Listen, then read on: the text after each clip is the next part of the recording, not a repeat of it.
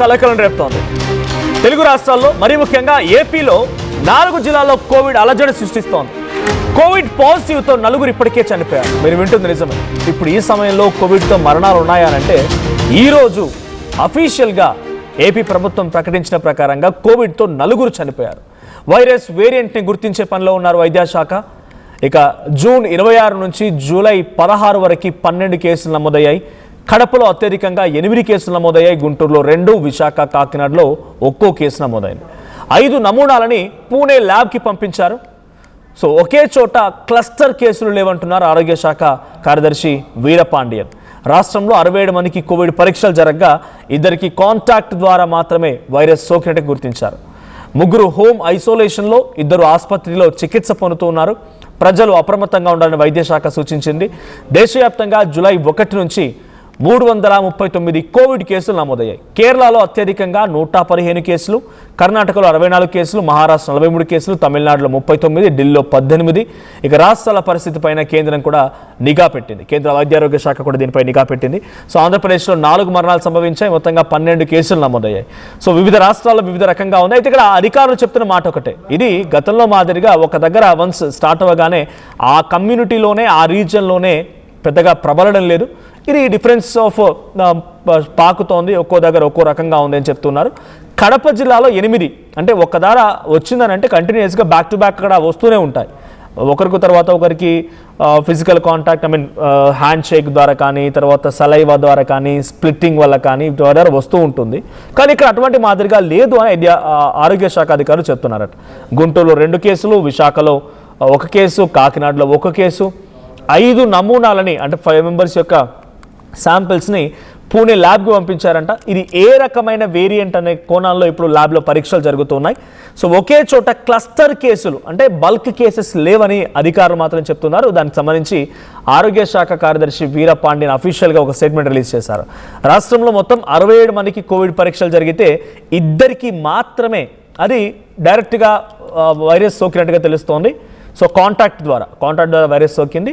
So 3ని home ఐసోలేషన్లో ఉంటే 2కి ఆసుపత్రి తరలించారు.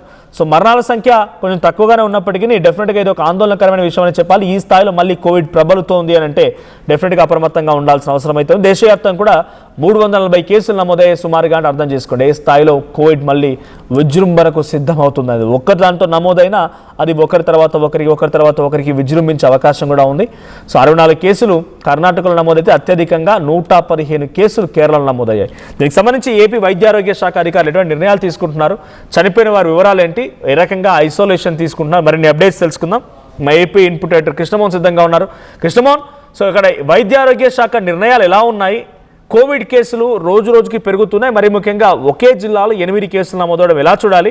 సో ఇప్పటివరకు మరణించిన వారికి సంబంధించిన డీటెయిల్స్ ఏంటి, ఇంకా మిగిలినటువంటి వారి చికిత్స పొందుతున్న వారి పరిస్థితి ఎలా ఉంది?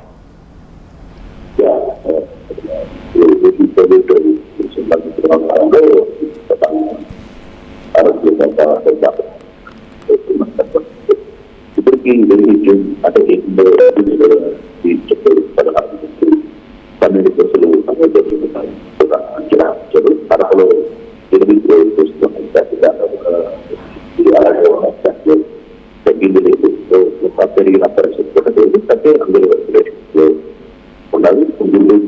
నిన్న 2 ఉంటే ఈ రోజుకి 3 వచ్చింది. దాంట్లో స్టార్టింగ్లో కోవిడ్ పాజిటివ్ 4 చెందినట్టుగా కొంత సమాచారం తెలిసింది.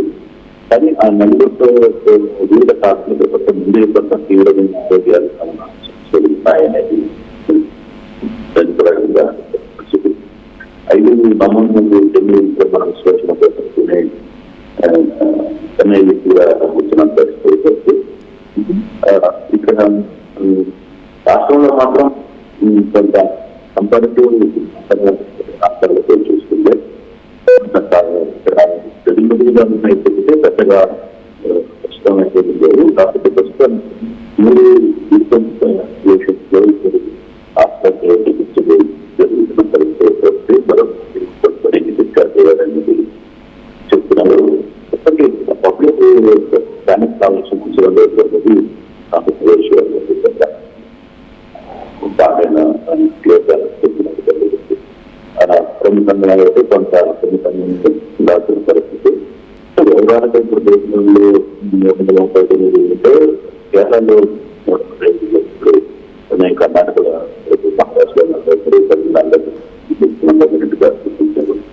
ఆంధ్రప్రదేశ్ లో మాత్రం 12 మాత్రమే ఉంటారు. అయితే కొంత రివ్యూస్ ఆంధ్రప్రదేశ్లో స్పెషల్ గా లేదు ఇట్లా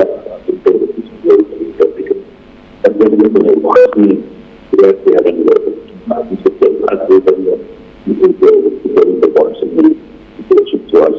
చేస్తున్నారు. అంత ఆంధ్రానికి సంబంధించిన విషయం ఆంధ్రప్రదేశ్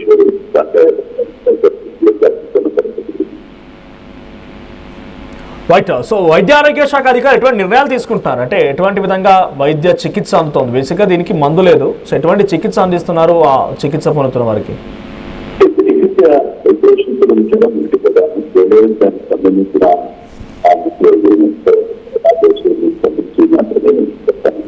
గతంలో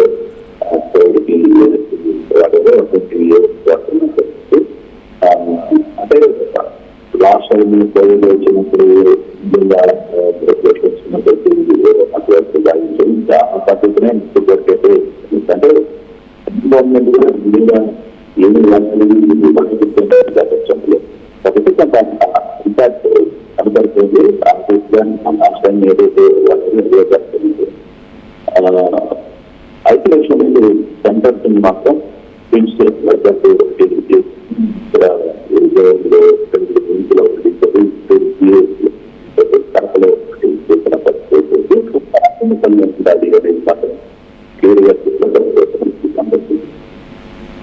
right. Thank you Krishnamohan. So మొత్తంగా ఏపీ వ్యాప్తంగా మరోసారి కోవిడ్ ఆందోళన గురి చేస్తోంది. కడపలో 8 కేసులు నమోదయ్యాయి, గుంటూరులో 2, విశాఖ కాకినాడలో 1. సో బేసిక్గా కోవిడ్కి చికిత్స లేదు, కానీ సెల్ఫ్ మనమే కొంత డైట్ ఫాలో అవ్వడం కానీ లేకపోతే సహజంగా కొన్ని ప్రక్రియలు ఉన్నాయి. దీంతో పాటుగా ఐసోలేషన్ కూడా వెళ్ళడం మంచిది. మన కుటుంబంలో ఒకరి కనుక వస్తే వాళ్ళు ఐసోలేషన్లో ఉంటే డెఫినెట్గా ఇంకొకరికి అది ప్రబలకుండా ఇంకొకరికి పాకకుండా ఉంటుంటుంది. సో సహజంగా ఇప్పుడు ఈ మధ్య కాలంలో కోవిడ్ లేదు, మళ్ళీ అయినా కూడా ఇది ప్రబలుతోందని అంటే డెఫినెట్గా అప్రమత్తంగా ఉండాల్సిన ఆవశ్యకత అయితే ఉంది. సో డెఫినెట్గా కొన్ని సిమ్టమ్స్ ఉన్నాయి. సో ఆ సిమ్టమ్స్ అందరికీ తెలిసిందే, కోవిడ్లో ప్రతి ఒక్కరం ఎక్స్పీరియన్స్ అయ్యాం కాబట్టి అటువంటి ఎక్స్పీరియన్సెస్ మళ్ళీ ఆ సిమ్టమ్స్ కానీ మళ్ళీ మీకు రిపీట్ అయితే డెఫినెట్గా డాక్టర్ని సంప్రదించండి. డాక్టర్ల సలహా సూచన మేరకు తగు జాగ్రత్తలు తీసుకొని దాని నుంచి బయటపడండి. సో ఏపీలో ఇది ఈ స్థాయిలో విజృంభిస్తోంది. మరి వైద్య ఆరోగ్య శాఖ అధికారులు కొన్ని టెస్ట్ల రూపంలో వాటిని రిపోర్ట్ తీసుకోవడం కోసం పూణే ల్యాబ్స్కి పంపించారు. మరి ఏ వేరియంట్, ఈ వేరియంట్ తీవ్రత ఎలా ఉంటుంది అంటే తక్కువగా కేసులు నమోదైన మరణాలు కూడా సుమారుగా 4-5 మరణాలు సంభవించాయంటే ఇట్స్ నాట్ ఏ జోక్. ఇది చిన్న విషయం ఏం కాదు. మరి దీన్ని ఎలా కంట్రోల్ చేస్తారు? అటు సెంట్రల్ హెల్త్ మినిస్ట్రీ కానీ స్టేట్ హెల్త్ మినిస్ట్రీ కానీ ఎటువంటి విధంగా దీనిపై చర్యలు తీసుకుంటారనే చూడాలి.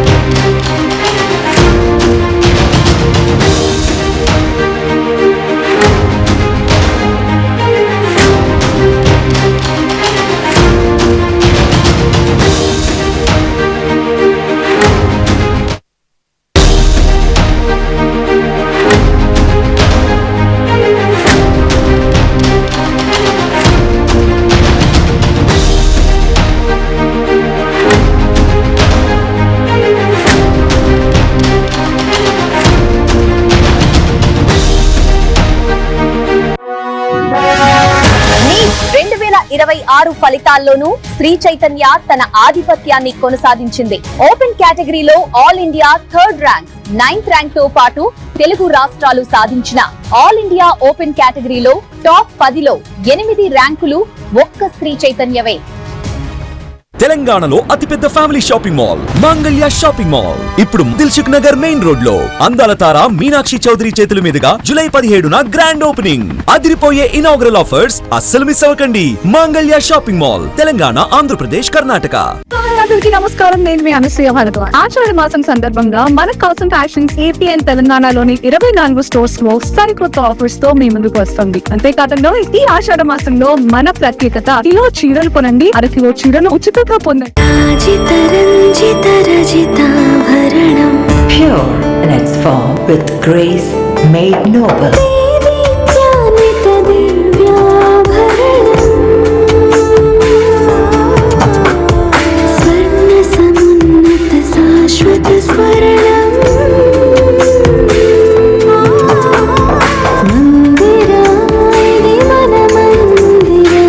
Mandira Premium Silver Jewelry by Manipali.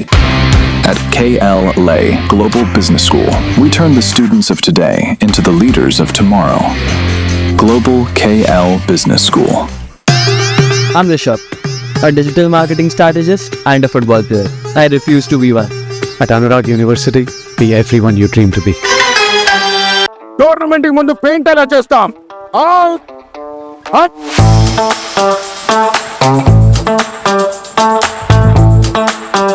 Plan అయితే చాలా బాగుంది. సార్, స్టేడియం పరిస్థితి చూడండి. టోర్నమెంట్ ముందు పెయింట్ ఎలా చేస్తాం? టెక్నో పెయింట్స్ ఉందిగా. Techno paints, township, dam, stadium లేదా మనీళ్ళు, పెయింట్స్ నుంచి పెయింటింగ్ వరకు పూర్తి సొల్యూషన్ కావాలంటే మేమున్నాం. కానీ సార్, టైం కి పూర్తవుతుందా? రోజుకు 23 లక్షల స్క్వేర్ ఫీట్ పెయింటింగ్ చేయగల సామర్థ్యం, 5,000 మంది స్కిల్డ్ లేబర్ టీం మా వెంట ఉంది. 23 లక్షల? అవును. ప్రపంచ స్థాయి రంగులు, అద్భుతమైన షేడ్స్ తో భారతదేశపు అసలైన పెయింట్ మరియు పెయింటింగ్ శక్తిని నేనే. VR techno paints. Techno paints.